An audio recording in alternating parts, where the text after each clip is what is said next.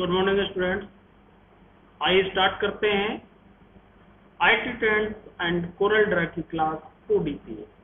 2DCA की student ध्यान दें, आपके आईटी ट्रेंड्स के कुछ सिलेबस में मल्टीमीडिया है और एक पेपर आपका मल्टीमीडिया विद कोरल ड्रा है। दोनों पेपर में पढ़ा रहा हूँ आपको, तो जिसमें से आईटी ट्रेंड्स के जो मल्टीमीडिया पार्ट है उसको मैं बता रहा था।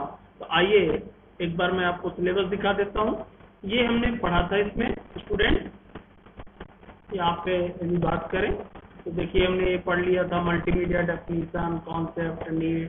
फर्स्ट यूनिट मैंने पूरी कंप्लीट कर दी। ओके, ये हमारा कौन से second semester 2DCA IT trend का सिलेबस। नेक्स्ट आज जो मैं स्टार्ट करने वाला हूँ सेकंड यूनिट स्टूडेंट, और इसके अंदर मैं जो आज यूज करूंगा टेक्स्ट कंपोनेंट। मैंने मल्टीमीडिया के 5 कंपोनेंट आपको बताए थे, टेक्स्ट, ग्राफिक्स, एनिमेशन, ऑडियो और वीडियो, जिसमें से एक एक करके जो आपके सिलेबस में हैं कुछ कंपोनेंट वो मैंने एक्सप्लेन किया।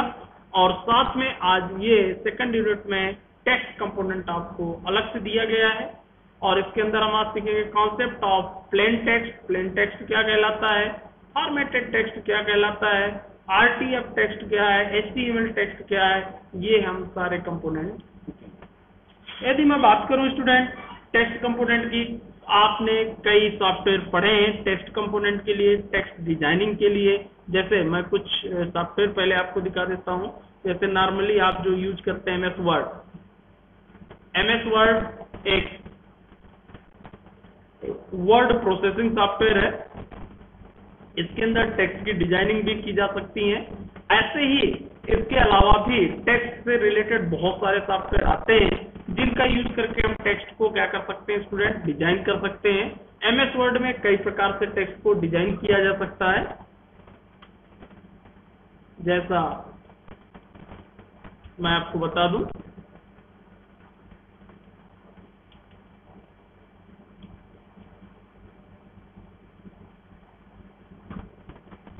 ओके स्टूडेंट, तो आप इस प्रकार से मान लीजिए कोई टेक्स्ट लिखे हैं, तो कई प्रकार के फॉन्ट पाए जाते हैं, उनको आप यूज कर सकते हैं। देखिए आप देख सकते हैं जैसे मैं फॉन्ट यूज करता हूँ, फॉन्ट में ऑटोमेटिक चेंजेस आता है। जिस तरीके का फॉन्ट आप यूज करना चाहें यूज कर सकते हैं।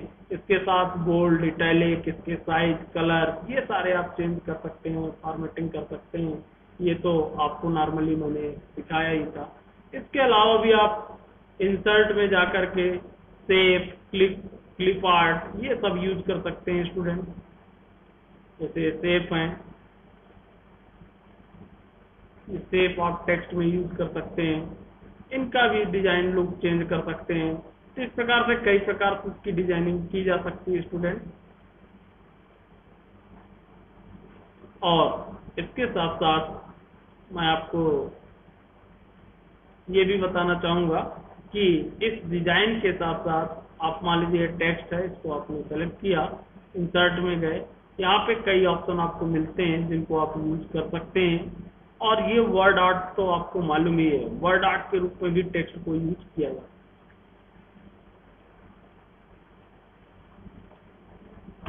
है। वर्ड आर्ट जैसा आप चाहें वैसा इसका यूज कर सकते हैं।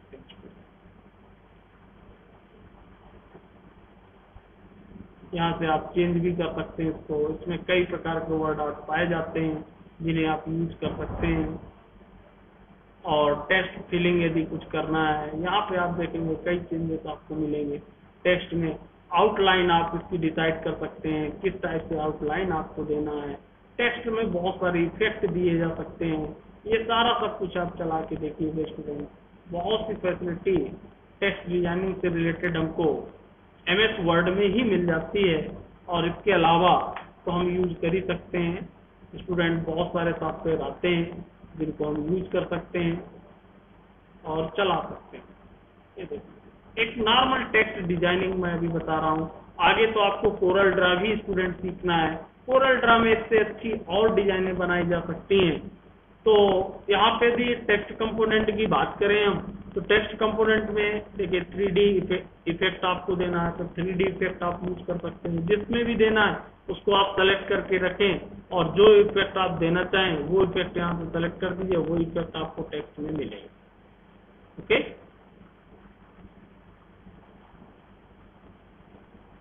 शेप कोई डिजाइन करना है, चेंज करना है तो आप शेप में भी इसको चेंज कर सकते हैं। ये देखिए स्टूडेंट, मैंने टेक्स्ट सेलेक्ट किया और जिस शेप को मैं सेलेक्ट कर दूंगा उस शेप में टेक्स्ट ऑटोमेटिक कन्वर्ट हो जाएगा। ये देखिए, ये देखिए, बहुत अच्छी फैसिलिटी हमारे पास आ चुकी है और इन फैसिलिटी को हम यूज करके ये देखिए इस शेप में मैंने चेंज किया, इस शेप में, और इसको आप अपने अकॉर्डिंग एडजस्ट कर ही सकते हैं। इनको कहाँ पे ले जाना है, कहाँ पे रखना है, आपको सिर्फ सेलेक्ट करके रखना है स्टूडेंट। और सेलेक्ट करने के बाद जो शेप आप देना चाहेंगे, मैं यहाँ से शेप चेंज कर रहा हूँ, ऑटोमेटिक वहां पे आपको चेंजेस मिलेंगे। इस शेप में मैंने उसको जो टेक्स्ट लिखा होगा ऑटोमेटिक आपका चेंज हो जाएगा। ये कहलाता है टेक्स्ट कंपोनेंट मल्टीमीडिया का, और बहुत इंपॉर्टेंट कंपोनेंट होता है मल्टीमीडिया का। ऐसा कोई भी मल्टीमीडिया प्रोजेक्ट नहीं है जहां पे हमको टेक्स्ट की जरूरत ना हो, चाहे वो प्रिंट मीडिया हो, चाहे डिजिटल मीडिया हो, चाहे मूवी हो, चाहे कोई एडवर्टीजमेंट हो, कुछ भी हो, हर जगह हमको किसकी आवश्यकता होती है स्टूडेंट? टेक्स्ट कंपोनेंट की। ओके, तो एक तो आपको ये चलाना है। इसमें जितने भी इफेक्ट हैं आप में वर्ड चला चुके हैं, पावर पॉइंट चला चुके हैं, मैं भी पावर पॉइंट में बताया हूँ। तो इस तरीके से आप ये कंपोनेंट यूज करिए। थोड़ा तो मैंने यहाँ पे इंट्रोडक्शन आपको बताया। इसके साथ साथ मैं जो आज अब बात करने वाला हूँ वो अगला, ये तो मैंने इंट्रोडक्शन दिया। Component plain text and formatted text क्या होते हैं? प्लेन टेक्स्ट और फॉर्मेटेड टेक्स्ट। आइए थोड़ा सा पहले प्लेन टेक्स्ट। प्लेन टेक्स्ट वह टेक्स्ट होता है जो साधारण टेक्स्ट होता है, अर्थात साधारण का मतलब है टेक्स्ट पर क्लिक करने पर कुछ भी चेंज नहीं होता, जिसपे फॉर्मेटिंग ना की गई। बहुत सिंपल डेफिनेशन मैं आपको बताऊं स्टूडेंट, प्लेन टेक्स्ट वह टेक्स्ट है जिसपे फॉर्मेटिंग ना की गई हो, यानी कि अभी जो मैं दिखाया था फॉर्मेटेड टेक्स्ट था, उसमें मैंने कलर किया, वर्ड आर्ट यूज किया, आउटलाइन यूज किया, उसको चेंज किया और सिंबल यूज किया, इसलिए वो टेक्स्ट क्या कहलाएगा स्टूडेंट? फॉर्मेटेड टेक्स्ट कहलाएगा। और प्लेन टेक्स्ट जो होगा उसमें कोई चेंजेस नहीं। जैसे यहाँ पे आप देख सकते हैं, जैसे नोटपैड में हम किसी भी तरह का कोई टेक्स्ट टाइप करते हैं तो उसका कोई बैकग्राउंड बाय डिफॉल्ट नहीं होता है तथा ना तो कोई फोरग्राउंड होता है, इसलिए इस टेक्स्ट को क्या कहा जाएगा? Plain text. और इसमें ना कोई कलर चेंजेस होता है। ओके, तो हम कह सकते हैं ऐसा टेक्स्ट जिसमें कोई फोरग्राउंड ना हो, बैकग्राउंड कलर ना हो, कोई बोल्ड इटैलिक इफेक्ट ना हो, स्पेशल इफेक्ट ना हो। नॉर्मल इफेक्ट हो सकते हैं, स्पेशल कलर जिसमें मल्टीमीडिया कलर यूज किया गया हो वो इफेक्ट ना यूज किए जाए, वो आपके प्लेन टेक्स्ट। तो अभी जो मैंने यहाँ पे वर्ड डिजाइनिंग आपको दिखाई थी स्टूडेंट, वो उसमें क्या था? वो आपका फॉर्मेटेड टेक्स्ट था। और यदि मैं नोटपैड की बात करूं स्टूडेंट, ये मेरा एक प्लेन टेक्स्ट है, आप यहाँ देख सकते हैं स्टूडेंट, ये प्लेन टेक्स्ट कहलाता है। आप फॉन्ट तो चेंज कर सकते हो, देखो यहाँ, लेकिन बाय डिफॉल्ट आपको कोई कलर नहीं मिलेगा। ये देखिए बोल्ड इटैलिक आप ये यूज कर सकते हो, कलर का यहाँ कोई शो मोर ऑप्शन आप यूज कर सकते हैं जो बोल्ड। और बाकी देखिए मैं यहाँ पे यदि कुछ लिखूं SICS चित्रकूट जैसा वहां पे किया, अब मैं वहाँ वर्ड आर्ट जैसे इसमें 3D ऐसा कुछ यदि इफेक्ट करना चाहूँ तो नहीं है, सिर्फ फॉन्ट चेंज किया जा सकता है। प्लेन टेक्स्ट में बोल्ड इटैलिक आप फॉन्ट चेंज कर सकते हो, बोल्ड इटैलिक साइज बढ़ा सकते हो, इसके अलावा आप कुछ नहीं कर सकते। इसलिए ये क्या कहलाएगा स्टूडेंट? Plain text. आपसे कोई स्टूडेंट पूछता है कि प्लेन टेक्स्ट किसमें बनाए जाते हैं, आसानी से आप बता सकते हैं, नोटपैड में बनने वाला टेक्स्ट आपका क्या कहलाएगा student? Plain text. Okay, notepad जो होता है वो, नोटपैड जो सॉफ्टवेयर है हमारा, वो हमारा किसका एग्जांपल है? प्लेन टेक्स्ट का। इसमें हम प्लेन टेक्स्ट यूज करते हैं और ये हमारा क्या कहलाएगा? Plain text. ये देखिए। और यदि मैं फॉर्मेटेड टेक्स्ट की बात करूं तो फॉर्मेटेड टेक्स्ट जो अभी दिखाया, जैसे MS वर्ड है, पेंट प्रो है, कोरल ड्रा है, इसके अलावा कुछ स्पेशल सॉफ्टवेयर भी आते हैं, उनको हम यूज कर सकते हैं। वो जो भी ऐसे सॉफ्टवेयर हैं जिनमें आसानी के साथ फॉर्मेटिंग की जा सकती है, टेक्स्ट में कलर किया जा सकता है, बैकग्राउंड दिया जा सकता है, वो आपके क्या कहलाएंगे स्टूडेंट? Formatted text.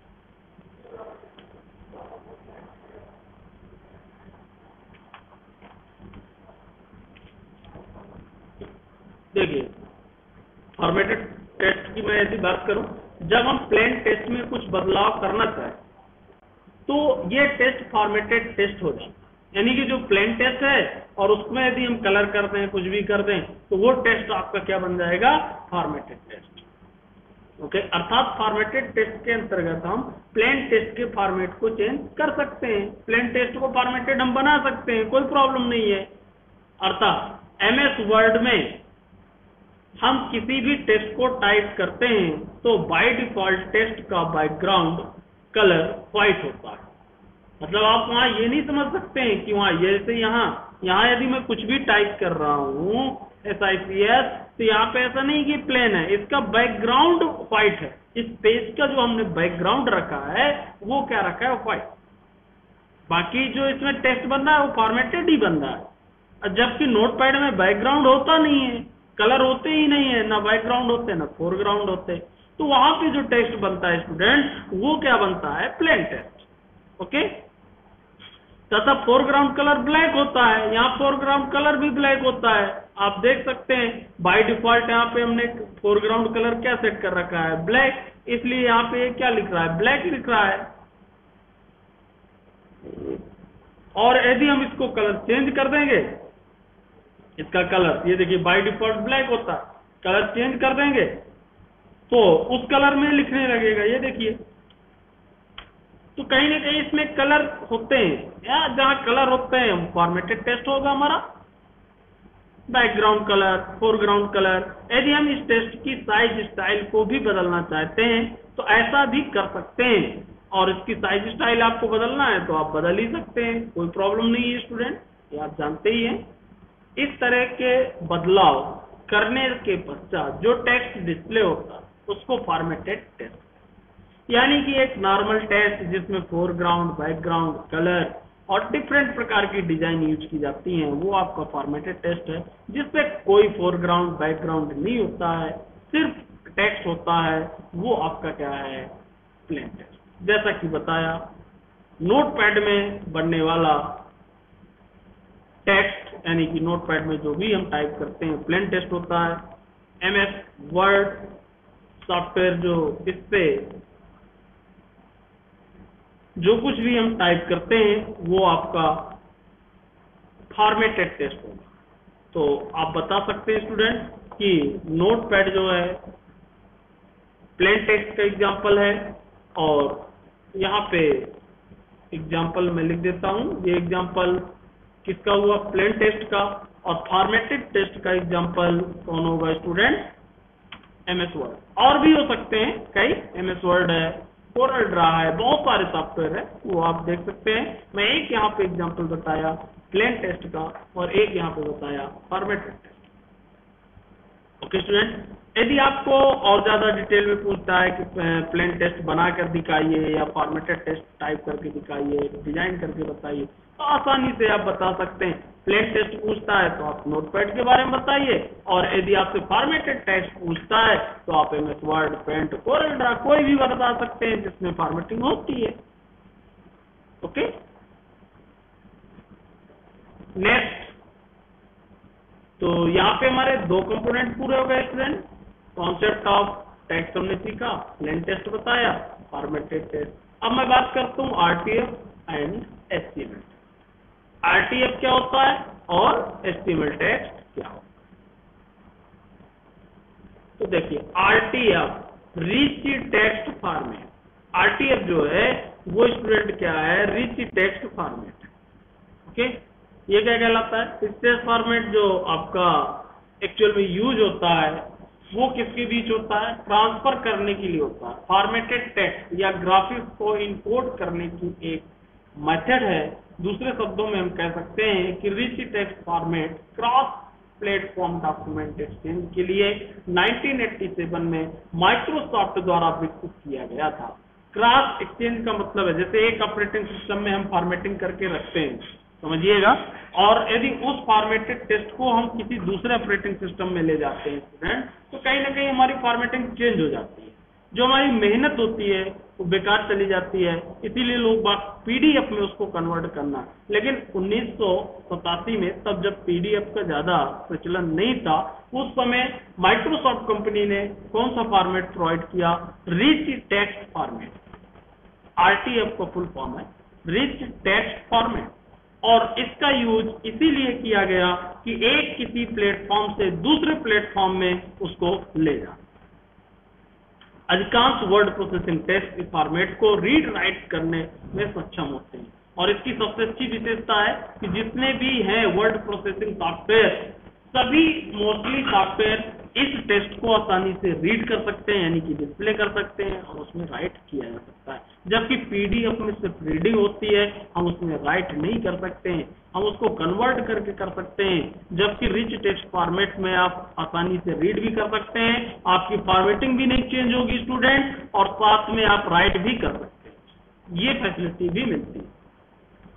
वर्तमान में जो भी MS DOS, Windows operating system, Macintosh जो हमारे पास चलता है, पावर मैकिंटोश जो आता है, इन सभी में इसका यूज किया जा सकता है।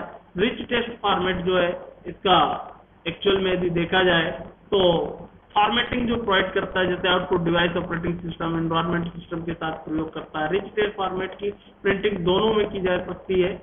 प्रेजेंटेशन और formatting control, NSI, CC, Macintosh, IBM, character set, ये इस प्रकार से हम इसको यूज कर सकते हैं। इसके कुछ वर्जन हैं जो मैंने यहाँ लिखा है, आप लिख लीजिएगा स्टूडेंट। ये सॉफ्टवेयर जो कि फॉर्मेटेड फाइल को आरटीएफ फाइल में बदल देता है, राइटर कहलाता है। एक आरटीएफ राइटर प्रयोग नियंत्रण सूचना को मूल टेक्स्ट से पृथक कर देता है, और इस प्रकार से मैं आपको बताना चाहूंगा कि इसके जो वर्जन है एक्चुअल में, ये मैं आपको नोट्स भी भेज दूंगा, तो आप पढ़ भी लेना इसको पूरा डिटेल में, मैं यहाँ पे समझा भी दिया। और इसके जो वर्जन है वो आप जरूर नोट कर लेना। 1987 में जो सबसे पहले आरटीएफ आया था 1.0 आया, फिर जनवरी 1994 आरटीएफ 1.3 आया, फिर अप्रैल 1997 आरटीएफ 1.5 आया। इस तरीके से इसके विभिन्न वर्जन है, ये भी मैं आपको नोट्स प्रोवाइड करा दूंगा पीडीएफ फाइल के रूप में। तो इस प्रकार से हमने सीखा प्लेन टेस्ट, फॉर्मेटेड टेस्ट और साथ में आरटीएफ। अब बात करते हैं एचटीएमएल टेस्ट। एचटीएमएल तो एक्चुअल में आपके सब्जेक्ट में भी है, तो आप पढ़ भी रहे होंगे शायद, लेकिन यहाँ पे एचटीएमएल टेक्स्ट की बात आई है आपके सिलेबस में, तो मैं बता दूं, और इसको क्यों यूज करते हैं ये भी बता दूं। क्योंकि मल्टीमीडिया जो चलता है तो आपको मालूम है इंटरनेट के साथ भी चलता है, और इंटरनेट में जो पेज बने होते हैं वो वेब पेज होते हैं, उनको जो डिजाइन किया जाता है एचटीएमएल से ही किया जाता है। यानी कि कहीं ना कहीं मल्टीमीडिया का रिलेशन एचटीएमएल के साथ भी है। इसलिए यदि आप कोई भी वेबसाइट बनवाते हैं, कोई एडवर्टीजमेंट है, उसमें मल्टीमीडिया जरूर यूज होता है। तो यहाँ पे एचटीएमएल टेक्स्ट क्या होता है मैं आपको बता दूं। इसका फुल फॉर्म सभी लोग आप जानते ही हैं, हाइपर टेक्स्ट मार्कअप लैंग्वेज होता है। एचटीएमएल जो है आपकी इंटरनेट एप्लीकेशन में प्रयोग की जाने वाली मार्कअप लैंग्वेज है, जिसको मार्कअप मीन्स लिंकिंग करना। जिस टेक्स्ट पे हम लिंकिंग कर देते हैं, उस पर क्लिक करते हैं, उससे रिलेटेड ऑटोमेटिक जो पेजेस होते हैं, जो मल्टीमीडिया कंपोनेंट होते हैं, वो आपके डिस्प्ले हो जाते हैं। इस लैंग्वेज के अंतर्गत प्री डिफाइंड टैग्स पाए जाते हैं, आपके बहुत सारे टैग होते हैं, वो टैग आप यूज कर सकते हैं। इनका प्रयोग करके रन टाइम पर इफेक्टेड फॉर्मेटेड एनिमेशन टेक्स्ट को डिस्प्ले किया जा सकता है, यानी कि कहीं ना कहीं अच्छे फॉन्ट में टेक्स्ट को, एनिमेशन को, वीडियो को, यहाँ तक कि ऑडियो को, सभी को कहीं ना कहीं वेब पेज के अंतर्गत डिस्प्ले किया जा सकता है। तो ये हमको एचटीएमएल टेक्स्ट बेनिफिट मिलता है। इसको बनाते कैसे स्टूडेंट, एक मैं सिंपल सा एग्जांपल बता देता हूँ, बाकी आपको इसको डिटेल में इंटरनेट सब्जेक्ट में पढ़ना है। इसके लिए टैग यूज किए जाते हैं। सबसे पहले एचटीएमएल टैग लिखते हैं, फिर हेड लिखते हैं, फिर उसके अंदर टाइटल देते हैं, फिर हेड को क्लोज कर देते हैं, फिर बॉडी देते हैं, और इसके बाद जो आपको डिस्प्ले कराना है वो टेक्स्ट लिख देते हैं स्टूडेंट, फिर बॉडी टैग क्लोज और एचटीएमएल टैग। और .html से सेव करके इस फाइल को आसानी के साथ रन किया जा सकता है। मैं एक यहाँ पे आपको किसी भी टेक्स्ट एडिटर पे आप लिख सकते हैं, जैसे यहाँ मैं लिख देता हूँ स्टूडेंट। सबसे पहले HTML टैग हम देते हैं और फॉन्ट कोई भी हो सकता है, जैसा कि हमने फॉन्ट लिया था, ये फॉन्ट हमारा चल रहा है हेड। और हेड के अंदर आपको क्या देंगे, टाइटल। हेड के अंदर टाइटल, क्योंकि जो ये हेड होता है हमारा, यहाँ पे हमको टाइटल डिस्प्ले कराना होता है, इसलिए हम इस टैग के अंदर इसको डिफाइन करते हैं टाइटल। और इसके अंदर आप कोई भी टाइटल दे सकते हैं, डेमो फर्स्ट। इसके बाद आप टाइटल क्लोज करेंगे स्टूडेंट। जितने भी टैग आप ओपन करेंगे स्टूडेंट, उतने टैग आपको क्लोज करना होगा। और इसके बाद मैं हेड भी क्लोज करूंगा स्टूडेंट।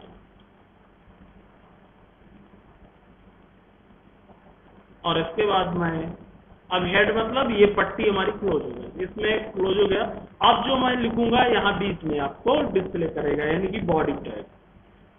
अब मैं किसके लिए यूज करूंगा, बॉडी टैग। अब यहाँ आप आसानी से लिख सकते हो जो भी देना चाहें, IPS, जानकी, चित्रकूट, सपना, EMP। ओके, इस तरीके से आप एक से अधिक लाइन भी लिख सकते हैं। Hello my student.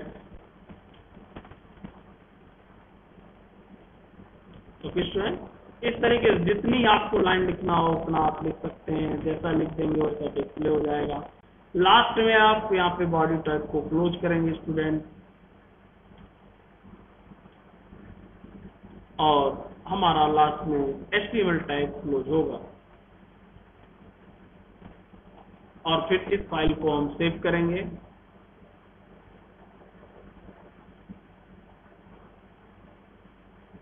.html से स्टूडेंट आप सेव कर सकते हैं। मान लीजिए मैं डॉक्यूमेंट में सेव किया demo1.html। अब देखिए स्टूडेंट,